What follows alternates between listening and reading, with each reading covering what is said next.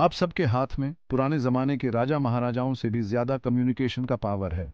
आप पलक झपकते ही दुनिया के किसी भी कोने में मैसेज भेज सकते हैं। आप हजारों मील दूर बैठे किसी इंसान से वीडियो कॉल पर बात कर सकते हैं। यह है इंफॉर्मेशन एज का कमाल। लेकिन यहाँ तक पहुँचने का हमारा सफर बहुत लंबा और दिलचस्प रहा है। आइए समय के पन्ने पलटें और कम्युनिकेशन के इतिहास के बारे में जानें, पुराने जमाने के तरीकों से लेकर आज के स्मार्टफोन तक।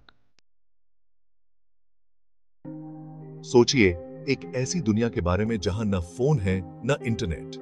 एक ऐसी दुनिया जहां संदेश भेजने के लिए हमें आधुनिक तकनीक का सहारा नहीं मिलता। आप दूर देश में कोई जरूरी संदेश कैसे भेजेंगे?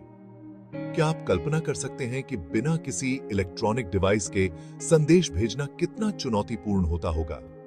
सदियों तक हमारे पूर्वजों ने ऐसे तरीके इस्तेमाल किए जो बहुत ही कमाल के थे, लेकिन उनकी कुछ सीमाएं भी थीं।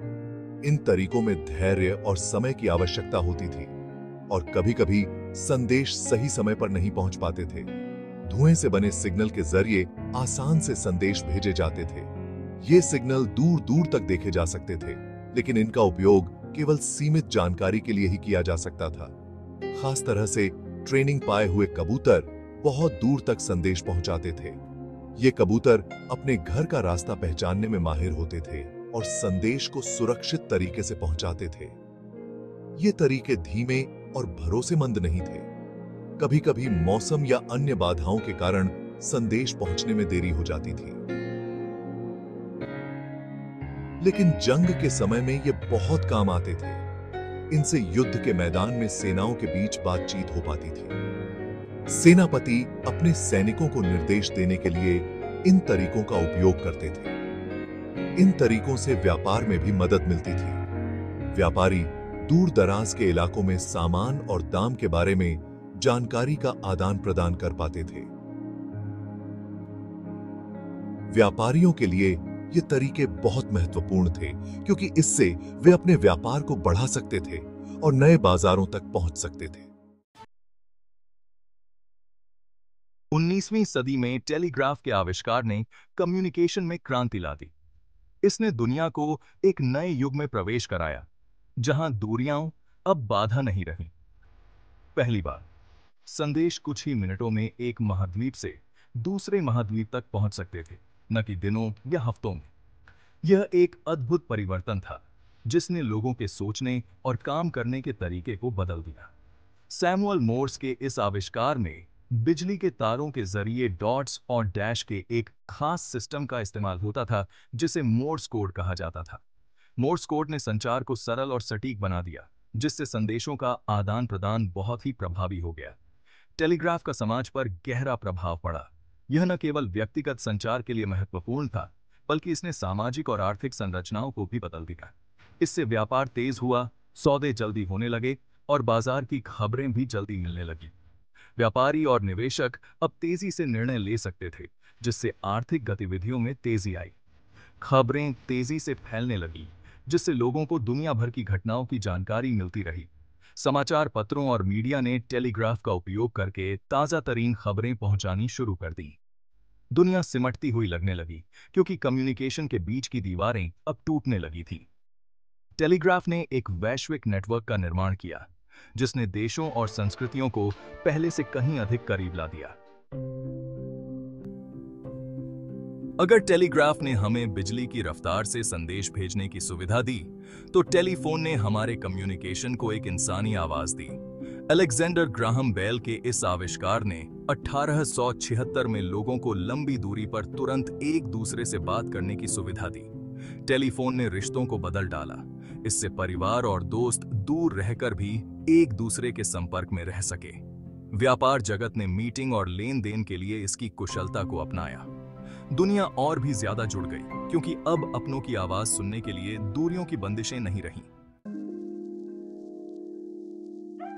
20वीं सदी में रेडियो और टेलीविजन के आगमन के साथ ही मास मीडिया का उदय हुआ। 19वीं सदी के अंत में आविष्कार हुआ रेडियो के खबरों और मनोरंजन का एक जबरदस्त माध्यम बन गया, जो दुनिया भर के घरों में जानकारियां और कहानियां प्रसारित करता था। सदी के मध्य में आया टेलीविजन मास कम्युनिकेशन में एक नया दृश्य आयाम लेकर आया। परिवार अपने टीवी सेट के आसपास इकट्ठा होते थे, के खबरें, मनोरंजन और सांस्कृतिक अनुभव साझा करते थे। इन तकनीकों ने जनमत को आकार दिया, लाखों लोगों का मनोरंजन किया और एक साझा वैश्विक संस्कृति का निर्माण किया। 20वीं सदी के उत्तरार्ध में इंटरनेट के जन्म के साथ ही कम्युनिकेशन में एक और क्रांति आई। शुरुआत में सैन्य और अनुसंधान उद्देश्यों के लिए विकसित किया गया इंटरनेट जल्द ही एक वैश्विक नेटवर्क के रूप में विकसित हो गया, जो कंप्यूटर और सूचनाओं को जोड़ता था। टिम बर्नर्स-ली द्वारा आविष्कार किया गया वर्ल्ड वाइड वेब इंटरनेट को सभी के लिए सुलभ बनाता है।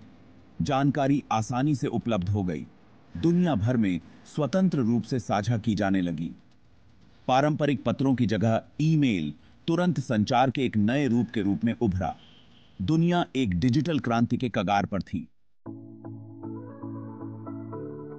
21वीं सदी ने स्मार्टफोन के युग की शुरुआत की, एक ऐसा उपकरण जिसने इंटरनेट की शक्ति को हमारी हथेली में ला दिया।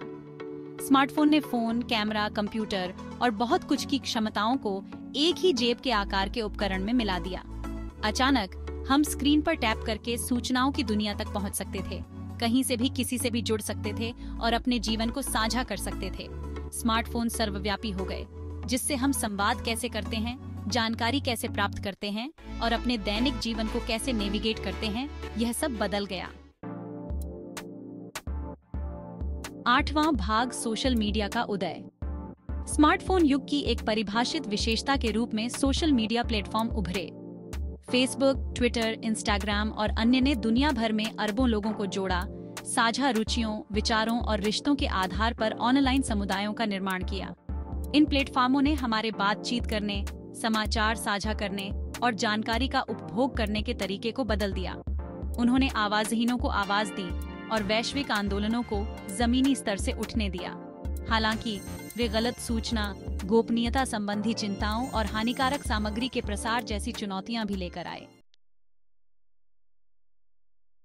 वैश्विक संचार पर स्मार्टफोन के प्रभाव को नकारा नहीं जा सकता है। अब हम भौगोलिक और सांस्कृतिक विभाजनों को पाटते हुए महाद्वीपों में लोगों से तुरंत जुड़ सकते हैं। आसानी से उपलब्ध रियल टाइम अनुवाद टूल के साथ भाषा की बाधाएं कम होती जा रही हैं। व्यापार, शिक्षा और स्वास्थ्य सेवा सभी तत्काल संचार और सूचना तक पहुंच की शक्ति से बदल गए। स्मार्टफोन क्रांति की बदौलत दुनिया पहले से कहीं अधिक छोटी और अधिक परस्पर जुड़ी हुई लगती है। 10वां भाग, स्मार्टफोन का साया। हालांकि स्मार्टफोन अभूतपूर्व लाभ प्रदान करते हैं, जैसे कि त्वरित संचार, जानकारी तक त्वरित पहुंच और मनोरंजन के अनगिनत विकल्प, लेकिन उनके नकारात्मक पक्षों को स्वीकार करना महत्वपूर्ण है। स्मार्टफोन के अत्यधिक उपयोग से मानसिक स्वास्थ्य पर गंभीर प्रभाव पड़ सकता है। सूचना अधिभार, ऑनलाइन गोपनीयता संबंधी चिंताएं और गलत सूचना के प्रसार जैसे मुद्दों पर सावधानी पूर्वक विचार करने की आवश्यकता है। लगातार सूचनाओं की बाढ़ से व्यक्ति मानसिक रूप से थकान महसूस कर सकता है। निरंतर कनेक्टिविटी से चिंता और तनाव हो सकता है, जिससे ध्यान केंद्रित करने में कठिनाई हो सकती है और उत्पादकता में कमी आ सकती है। इससे काम और निजी जीवन के बीच की रेखाएं धुंधली हो सकती हैं। परिवार और दोस्तों के साथ बिताया जाने वाला समय भी प्रभावित हो सकता है।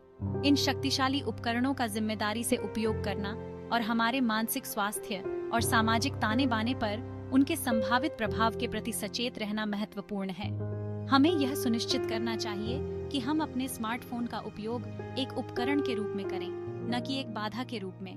प्रौद्योगिकी के साथ स्वस्थ संबंधों के लिए डिजिटल और भौतिक दुनिया के बीच संतुलन बनाना आवश्यक है। हमें अपने जीवन में स्मार्टफोन के उपयोग को सीमित करना चाहिए और वास्तविक दुनिया के अनुभवों को प्राथमिकता देनी चाहिए। 11वां भाग, बिट्स में लिखा भविष्य। धूम्र संकेतों से लेकर स्मार्टफोन तक संचार की यात्रा उल्लेखनीय नवाचार की रही है। जैसे जैसे प्रौद्योगिकी अभूतपूर्व गति से विकसित हो रही है, कोई केवल कल्पना ही कर सकता है कि भविष्य क्या है। शायद वर्चुअल रियलिटी मीटिंग बोर्डरूम की जगह ले लेंगी या टेलीपैथिक संचार उपकरणों को अप्रचलित बना देगा। एक बात निश्चित है, जुड़ने, साझा करने और एक दूसरे को समझने की हमारी इच्छा रोमांचक और अप्रत्याशित तरीकों से संचार प्रौद्योगिकी के विकास को गति देती रहेगी। संचार की कहानी अभी खत्म नहीं हुई है। यह वास्तविक समय में एक बार में एक बिट लिखी जा रही है।